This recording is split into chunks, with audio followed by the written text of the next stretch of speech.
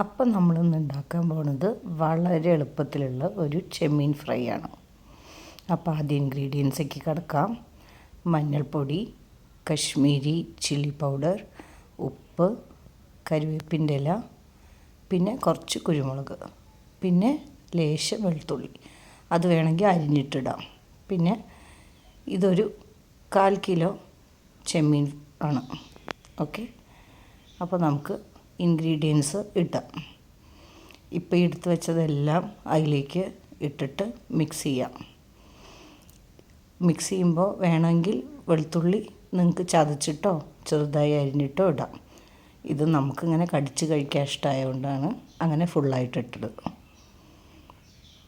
ഇനി ഇതെല്ലാം നന്നായിട്ട് മിക്സ് ചെയ്യാം.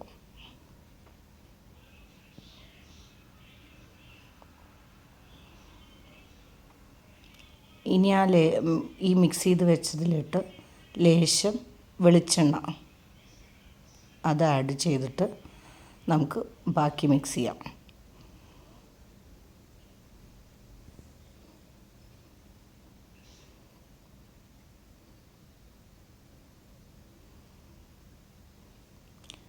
ഈ മിക്സ് ചെയ്യുന്നത് വേണമെങ്കിൽ നമുക്ക് കുറേ നേരം ഫ്രിഡ്ജിൽ വെക്കാം, വേണമെങ്കിൽ ഇപ്പം തന്നെ എടുത്ത് ഫ്രൈ ചെയ്യാം. നിങ്ങൾക്ക് പെട്ടെന്ന് കുറച്ച് നന്നായിട്ട് മസാല പിടിക്കണം വെച്ചാൽ കുറച്ച് വിനീഗർ ആഡ് ചെയ്യാം. ഞാൻ ആഡ് ചെയ്തിട്ടില്ല.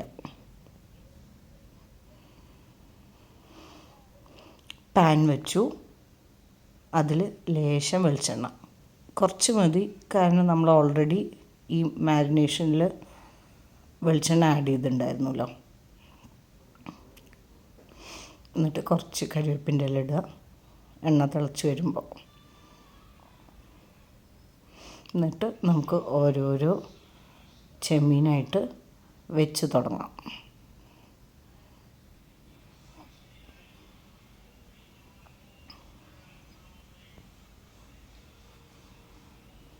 വെളുത്തുള്ളിയോട് കൂടി എല്ലാ പീസും വെച്ചു.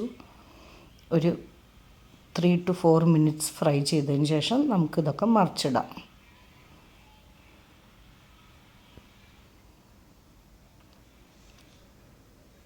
ഒരു മീഡിയം തീയിൽ വെച്ചാൽ മതി.